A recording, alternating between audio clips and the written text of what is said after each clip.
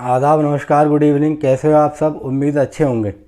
कई बार ऐसा होता है जब पुलिस किसी के यहाँ रेड करने जाती है तो रेड के दौरान जिस काम के लिए उसने रेड की है वो तो उसे मिलता ही है और बाकी कुछ और भी मिल जाता है।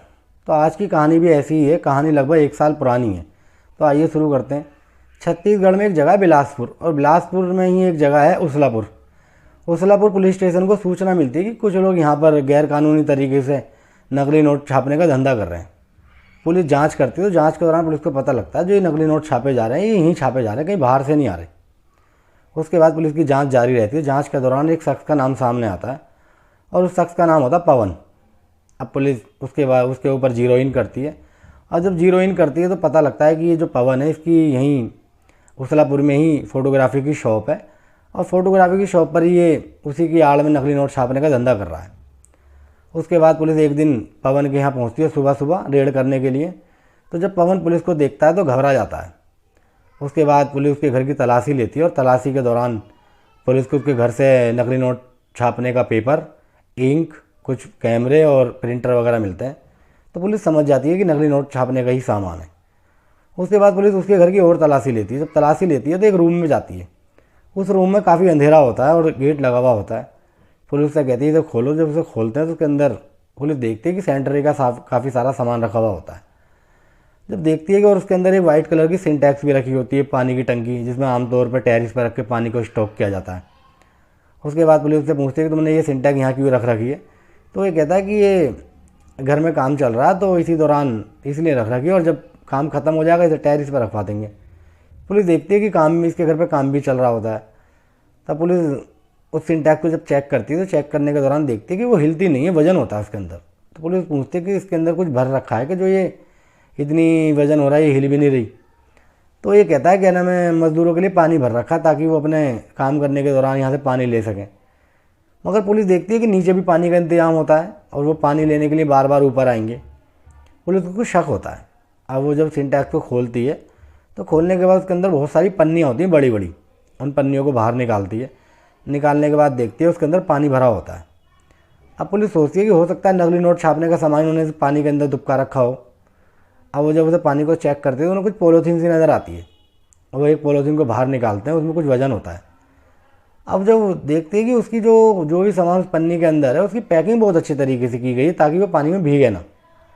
अब उसे जब निकालती है, निकालने के बाद उसकी पैकिंग एक के बाद 3-4 तरह से पैकिंग करी हुई होती है।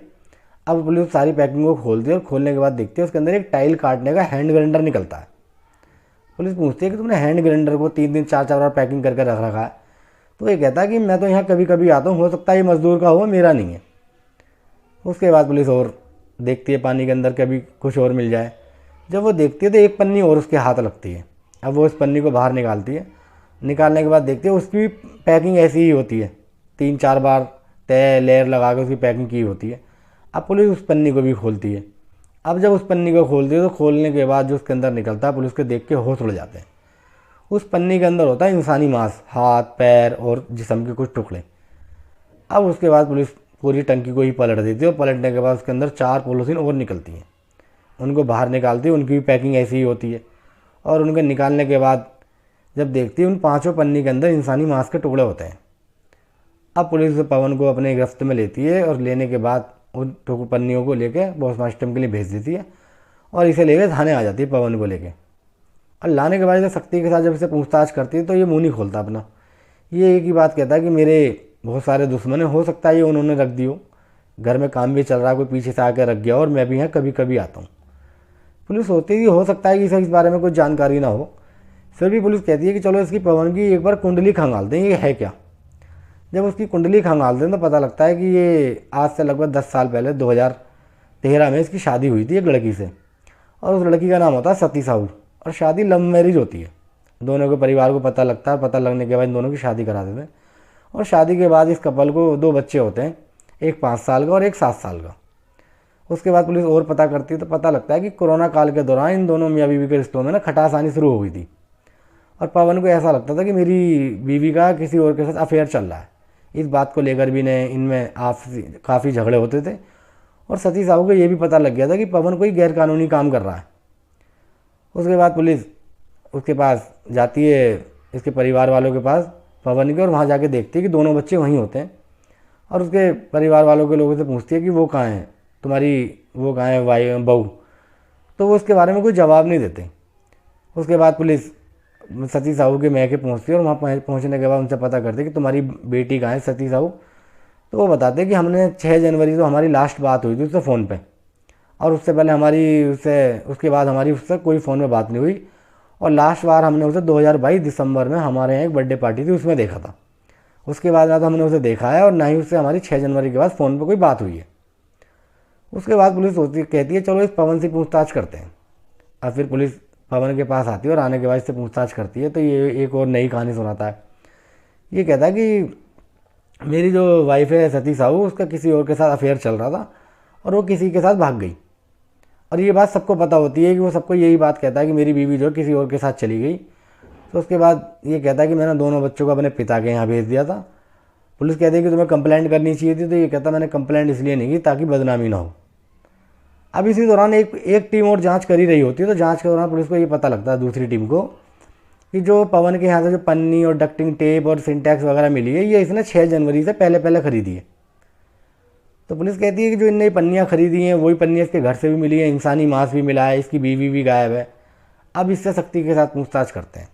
अब पुलिस इससे अपने तरीके से पूछताछ करती है। जब इससे अपने तरीके से पूछताछ करती है तो अब की बार ये टूट जाता है, और ये बताता है कि 6 जनवरी को मेरी वाइफ सती साहू और मेरा झगड़ा हुआ था, और झगड़ा होने के बाद हमारा जो झगड़ा हुआ था वो इस बात को लेकर हुआ था कि सती साहू को ये पता लग गया था कि मैं नकली नोट छापने का धंधा कर रहा हूँ, और उसने मुझसे ये कहा कि मैं इस बारे में सबको बता दूंगी और तुम्हारा भांडा फोड़ दूंगी।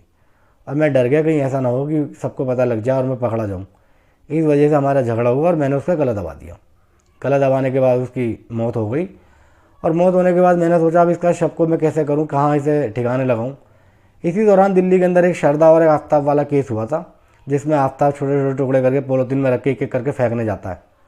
तो उसके दिमाग में भी ये बात आई, और ये मार्केट गया, और जाने के बाद डक्टिंग टेप और सिंटैक्स और हैंड ग्राइंडर वगैरह ये खरीद के लाया, पन्नी वगैरह खरीद के लाया, और लाने के बाद इन्हें उसके टुकड़े करने शुरू करे शरीर के। और जब छोटे छोटे टुकड़े करके 5 पॉलीथीन के अंदर रख के उनको अच्छी तरीके से 3-4 बार उन पर पन्नी की लेयर चढ़ा के पैक करके टेप लगा के उन्हें पानी में डाल दिया सिंटैक्स में। अब जैसे भी मौका मिलता रहेगा वैसे वैसे मैं इसे फेंक के आता रहूँगा। तो पुलिस कहती है कि आज 6 मार्च है, और तुमने अपनी बीवी को जो कत्ल किया वो लगभग 2 महीने पहले किया, और तुमने अब जब से लेकर अब तक पन्नियाँ फेंकी क्यों नहीं। वो कहता है कि इस दौरान मेरा घर पे भी आना जाना कम था, तो मैं कम आता था, और मुझे मौका भी नहीं मिल पाया फेंकने का, तो मैं इसलिए फेंक नहीं पाया। इसी दौरान पुलिस को ये भी पता लग जाता है कि कोई नकली नोटों का धंधा कर रहा है। तो पुलिस को पवन का नाम सामने आता है, और पुलिस पवन के यहाँ रेड करती है, और उसके यहाँ स्याही और इंक और अच्छी क्वालिटी का पेपर मिलता है। उसके बाद पुलिस के नकली नोट छापने के बारे में पूछताछ करती है। इससे तो ये बताता है कि नकली नोट छापने के लिए मैंने गूगल पर चेक किया था, तो पता लगता है कि सबसे अच्छा जो चीज़ के लिए चाहिए, सबसे ज़रूरी वो चाहिए नोट छापने के लिए अच्छी क्वालिटी का पेपर। फिर मैंने गूगल पर सर्च किया तो मुझे पता लगा कि अच्छी क्वालिटी का पेपर बेंगलोर में मिल सकता है। मैंने फिर बेंगलोर से ही ऑनलाइन पेपर मंगाया, और ऑनलाइन ही मैंने इंक मंगाई, और 2 लोग आए, और 2 लोगों ने आने के मुझे ट्रेनिंग दी और सिखा के वो चले गए। और उसके बाद मैंने ये धंधा शुरू किया, और मैंने जो धंधा शुरू करा ये थोड़ा थोड़ा शुरू करा ताकि एक साथ इकट्ठे नोट नहीं छापे, ताकि मैं पकड़ा जाऊँ। और मैंने जब थोड़े से नोट छापे और छापने के बाद मैंने मार्केट में चलाए तो वो चल गए, किसी को पता नहीं चला। इसी तरह मैं करता चला गया, और ये नोट मार्केट से घूमते हुए एक दिन बैंक में पहुंच गए, और बैंक वालों ने इसकी सूचना पुलिस थाने में दी कि कुछ लोग नकली नोट छापने का धंधा कर रहे हैं, और पुलिस पहले से ही जांच कर रही थी इस बात को लेके। उसके बाद पुलिस पवन को लेती है, और पवन को लेने के बाद इसे अपने कोर्ट में पेश करती है, और कोर्ट में पेश करने के बाद इसे जेल भेज देती है। और पुलिस को ये भी पता लगता है कि ये जो पवन है ये तकरीबन लगभग काफ़ी टाइम से इस धंधे में है। और पुलिस को सबसे बड़ी कामयाबी जब मिलती है जब पुलिस को ये पता लगता है कि ये जो नकली नोट छापे जा रहे हैं ये कोई अंडरवर्ल्ड से या पाकिस्तान ISI के द्वारा नेपाल के रास्ते भारत नहीं आ रहे, ये यहीं लोकल पे ही छप रहे हैं। और पुलिस को मुखबिर से पहले ही सूचना मिल गई थी कि जो मास्टरमाइंड है वो एक पवन नाम का लड़का है, उसकी फ़ोटोग्राफी की शॉप है। इसलिए पुलिस ने उसके यहाँ छापा मारा, और छापे के दौरान ये सामान भी मिलता है। और पुलिस गई थी नकली नोट के लिए, और उसे एक बॉडी मिल गई, और वो भी 2 महीने पुरानी, और उसमें भी जो अपने बीवी का ही कत्ल करके उसके छोटे छोटे टुकड़े करके पानी में डुबो कर रखता है, जब जैसा मौका मिलेगा फेंक दूंगा। तो ये थी कहानी कि पुलिस रेड करने गई और मिल गई एक बॉडी। आप सबको कैसी लगी हमें कमेंट बॉक्स में बताएं और हमारे चैनल को सब्सक्राइब जरूर करें। मिलते हैं एक और नई कहानी के साथ, तब तक के लिए शुक्रिया, बहुत बहुत शुक्रिया।